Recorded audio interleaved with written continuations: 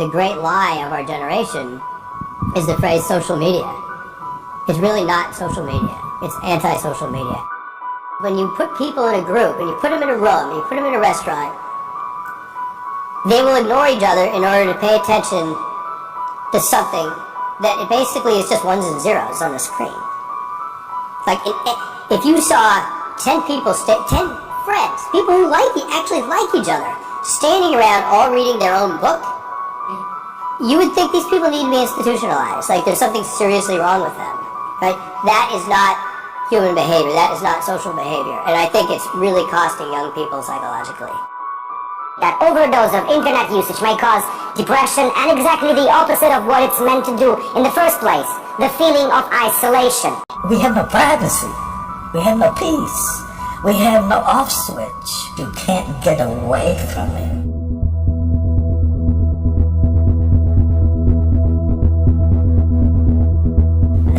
A third of us use our smartphones with our friends and our family whilst eating. 50% of us wander along the streets looking down at our smartphone. 11% of us say that we actually cross the road with our smartphone looking down at it. A third of us will wake up and within 5 minutes reach for our smartphone. What you will see is an increase in suicide, an increase in depression, an increase in diabetes, cancer, and all of these other things, because what's happening is we're feeling more and more lonely, and we're relying on technology to help fill that void. The problem is that's what's causing it, just like the alcohol. I feel depressed, I have a drink, but now I'm even more depressed, I have another drink. It's exactly the same thing. And so what you will see is increases in suicide and mass murder, because the thing that produces mass murder and suicide is the same thing. You no longer feel like anybody cares about you, and you literally become antisocial. Okay, Facebook doesn't have nicotine in it, but study after study has argued it can make us depressed.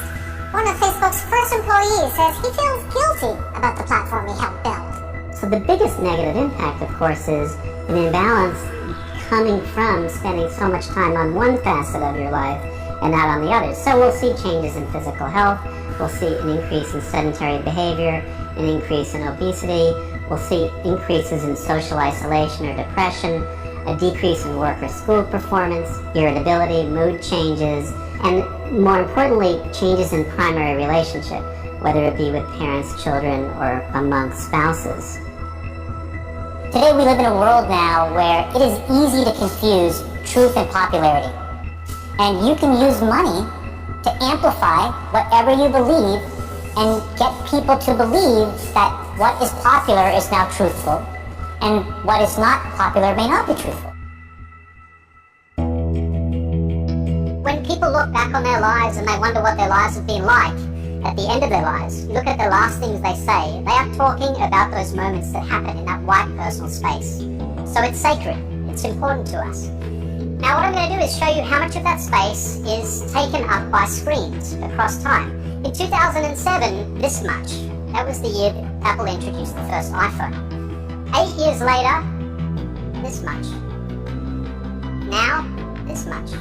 That's how much time we spend of that free time in front of our screens. This yellow area, this thin sliver, is where the magic happens. That's where your humanity lives. And right now, it's in a very small box. Before cell phones were introduced, who would have ever believed if you told them that you were going to get to a point in human history where it is totally common to see people staring at electronic screens while they're all sitting together at a dinner table. They're just staring at this electronic screen, and that screen is compelling. You know it, I know it. This thing is becoming a part of your life in a weird way that nobody anticipated. If it keeps going in the direction that it's going, it's going to get weirder in a way we never anticipated before. Now, I don't want to blame the device. It's not the smartphone's problem. The problem comes down to our behavior with the smartphone, and that is a good thing, because we can choose to change our behavior. We can choose to act differently. We can choose to stop looking down and start looking up.